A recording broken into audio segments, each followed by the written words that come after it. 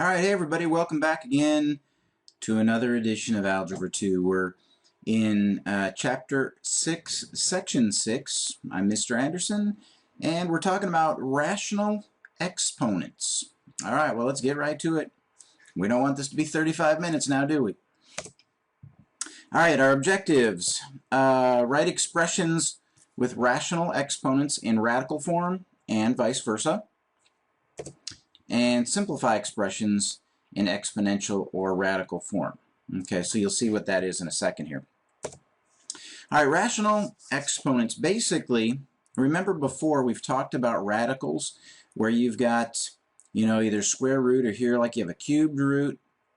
And so what we are doing here is we're saying, hey, we could rewrite these with an exponent that's a fraction, basically, when we're talking about radicals. Okay, so if you remember, like let's look right here. If I had the square root of x squared, do you remember how we talked about simplifying that? Remember how I said, oh, you could just take this 2 out here. 2 divided by 2 is x to the first, or the way we're looking at here, remember 2 divided by 2 equals just x, or x to the first.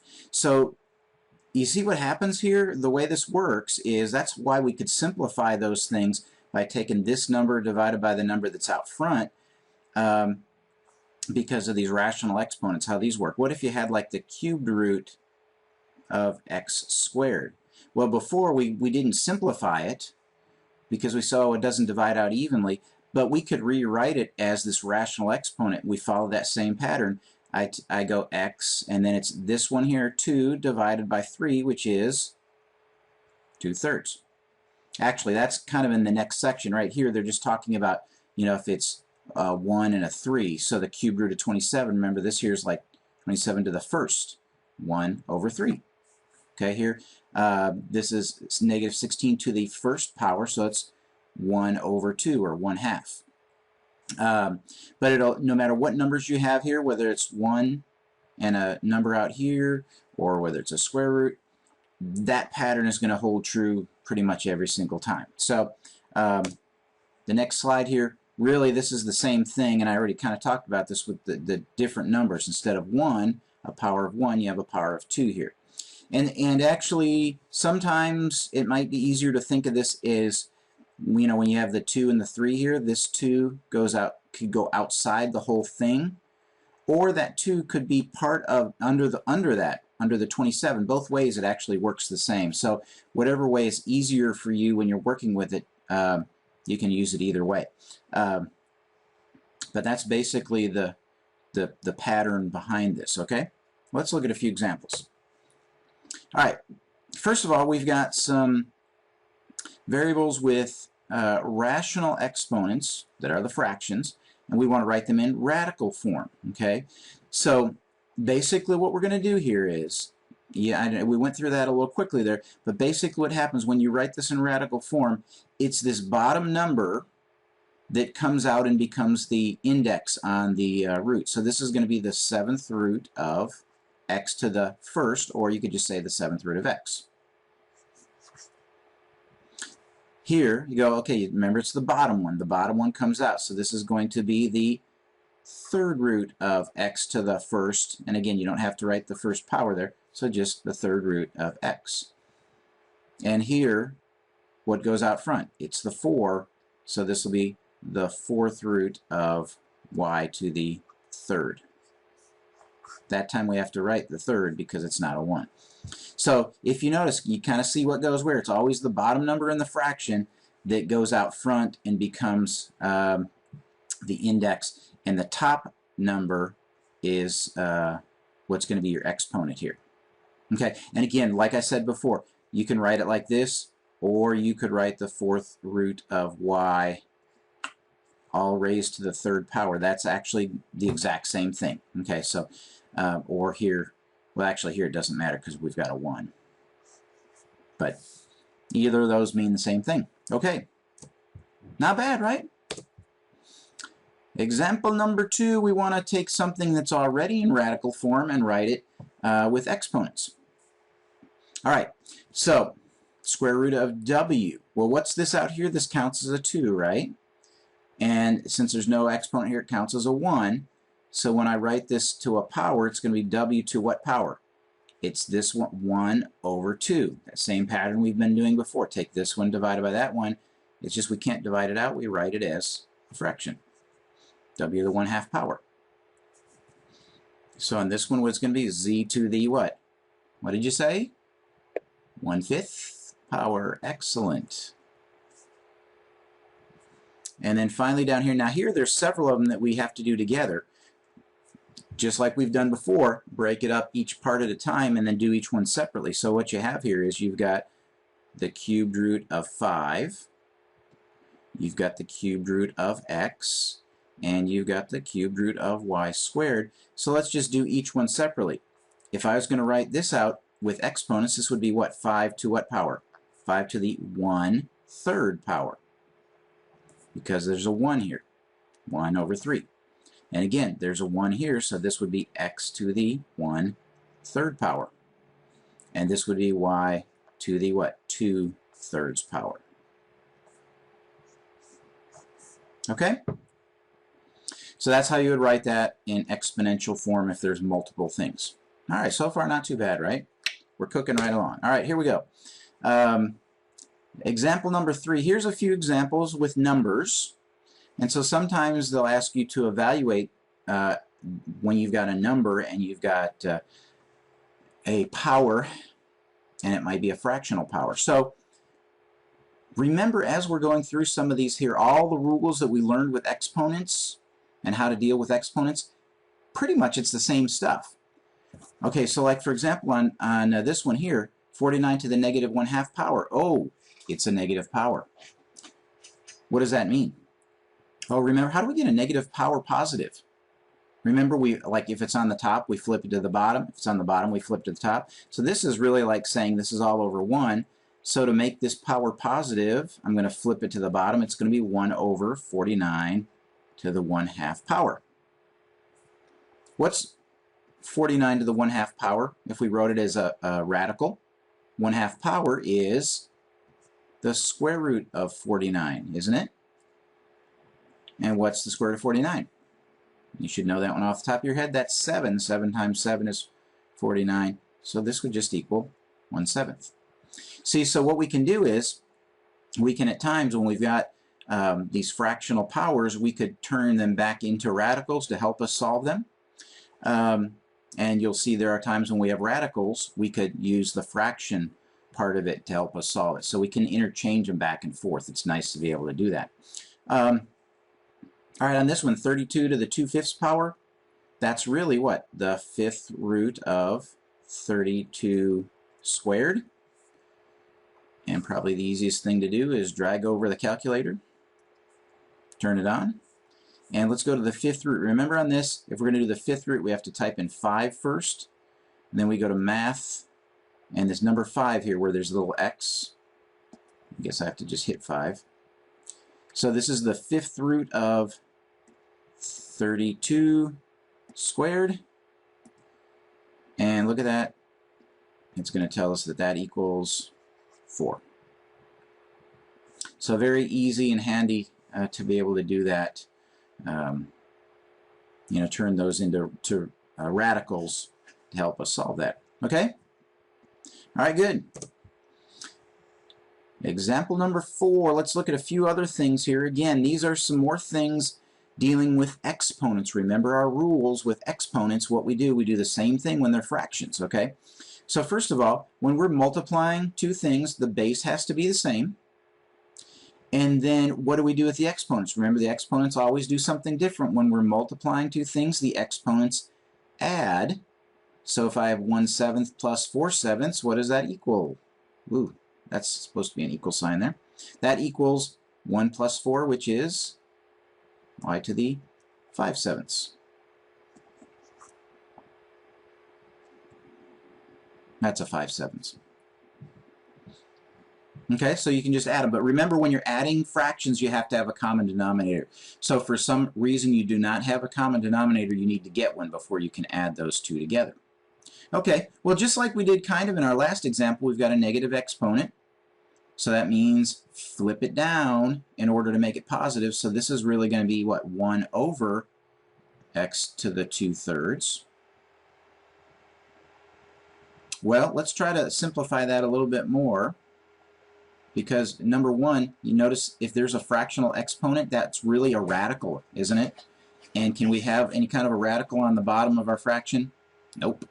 So let's see what we can do with this. Well, actually, what we can do is, we've done this before with radicals when we turned this into a radical.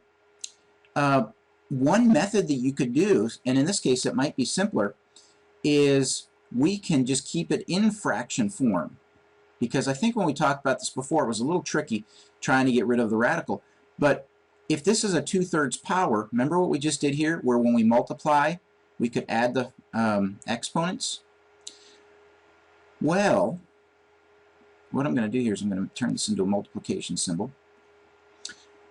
If I wanted to make this fraction go away, I want to try to get it to be 1. What do I have to add to this? I have to add 1/3, right? Because 2/3 plus 1/3 is 1.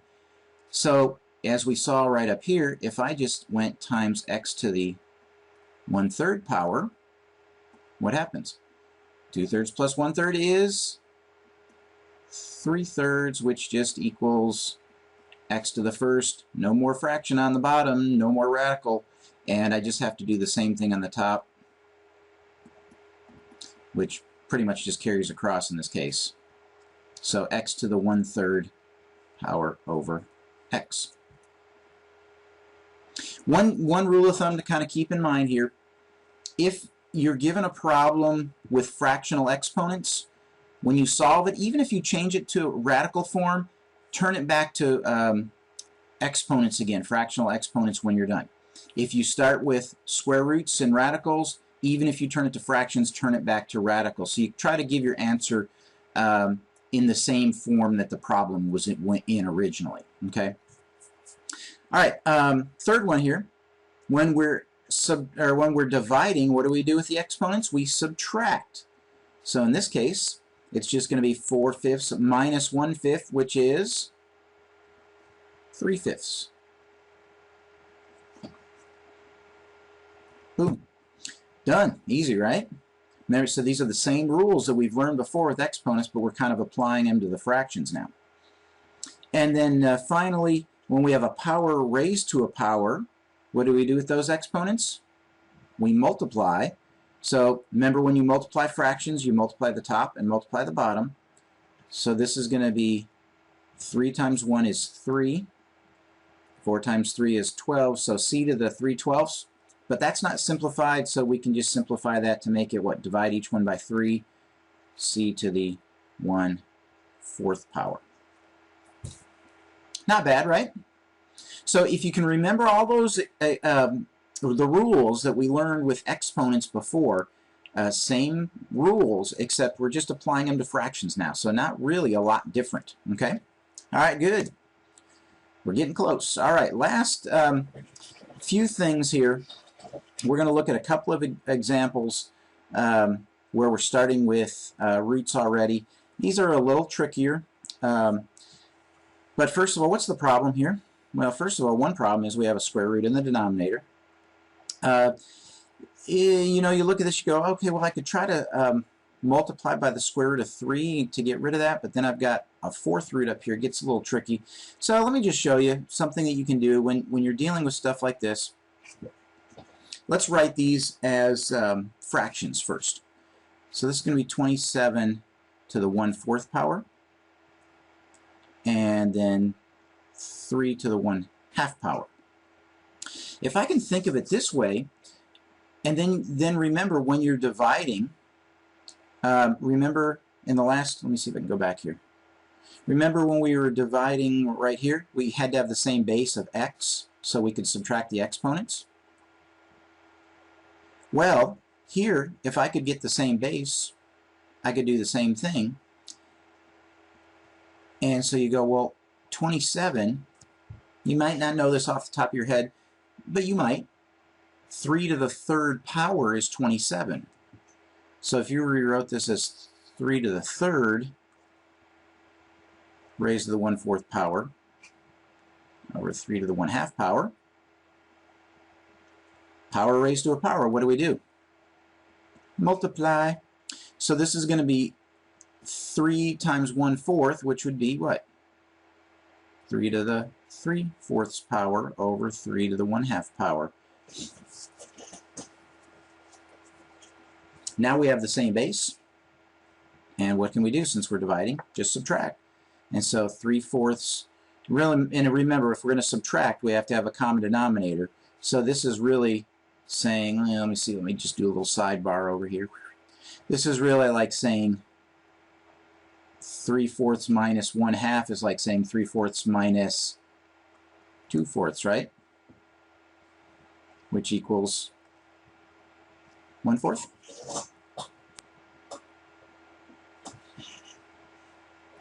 And so this would really be 3 to the 1/4 power. And since, remember, since our original problem was with the square roots here and radicals, let's just turn this back into a radical, which would be the 4th root of 3. Okay? Again, we want to give our answer in the same form that it was started in. So the 4th root of 3. All right.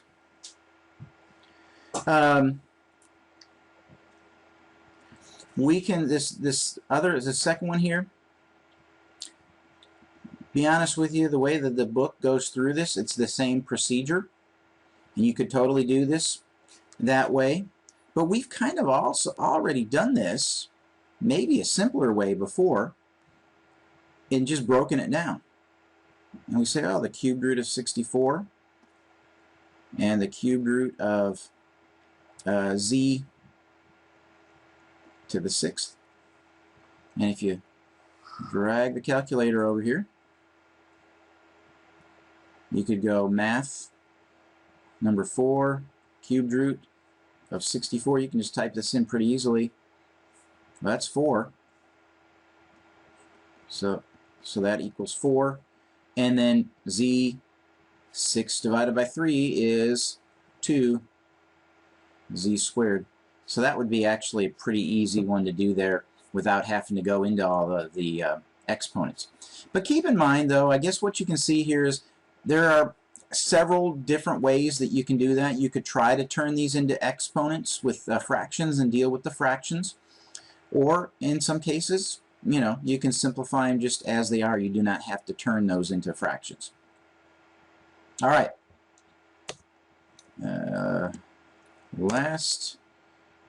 Last problem here, and then we'll wrap it up. Now this looks really complicated, but I just wanted to show you this. It's really not too bad. Remember what we've done several other times before. Actually, I'm going to make this a multiplication. Remember what we've done several other times before? First of all, let me start with this. 1/2 power in the denominator, that means it's a radical. That's really the square root, right? We don't like square roots in the denominator, do we? So what I can do is, well, what we've done before is, if you made the square root of y minus 1, you could do what to get rid of it? Multiply by its conjugate. Remember that? It's the same stuff, but if this is minus, that'd be plus. You can do the same thing in fraction form. You don't have to change it to radical form. I could multiply this times its conjugate, which I could think of it as y to the 1/2 plus 1. So I don't have to turn it into radical form. I could leave it like that. The top one is, we're going to multiply by the same thing there.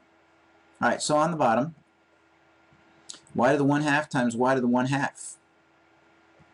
Remember, we're adding those exponents. So what is that? 1/2 plus 1/2 is 1, or just y. Outside, that's positive y to the 1/2. Inside, that's negative y to the 1/2. Cancels. And then negative 1 times 1 is minus 1. So we end up with just y minus 1 on the bottom. Look at that. All the half, the half exponents all get canceled out. And then all we have to do is just finish this top one here. So again, y to the 1/2 times y to the 1/2, we add those exponents. 1/2 plus 1/2 is 1, or just y. Then you've got outside. Y to the 1/2 times 1 is y to the 1/2. Inside is another y to the 1/2. And then 1 times 1 is 1. So these two, we can combine those. They have the same base and the same power, so those are like like terms, I guess you could say. So this is 1y to the 1/2 plus another 1y to the 1/2. So altogether you're going to have y plus 2y to the 1/2 power plus 1. And then that'll all be over y minus 1. So kind of, possibly a little tricky or a little scary looking there, but remember what we've done with imaginary numbers, what we've done with radicals, what we can do now with exponents. We can, when there's something like this, when it's like a binomial, we can multiply by its conjugate, top and bottom, and then simplify that all out. Okay? All right, so just to wrap it up, here's what the book tells us about simplifying these things. First of all, no negative exponents, which that's been a rule for quite a while. We don't like negative exponents. This is really a fun one. I love these double negatives. No exponents that are not positive integers. I think what they're really getting at here, first of all, because it sounds like, since they're talking about positive integers, you go, well, that means they can't be negative. They've already really said that. But I think the key thing here is the integer part. That basically means that there should be no fractions in the denominator, because a fraction is really a radical. Okay, so we can't have that. Can't have a complex fraction. That means, a fraction within a fraction. And then the index you want to be as small as possible, which we've done that before too. So the key is we want the index to be the smallest as possible. So anyway, that's section 6.6. Hopefully not as bad as some of the other things we've done, just dealing with fractional exponents and radicals and simplifying them, turning them back and forth from one to the other, and just kind of using your best judgment as to which way it's easiest to deal with them, whether it's radicals or with exponents. So, all right, that's it. Thanks for joining me. We'll see you again next time. Take care. Bye.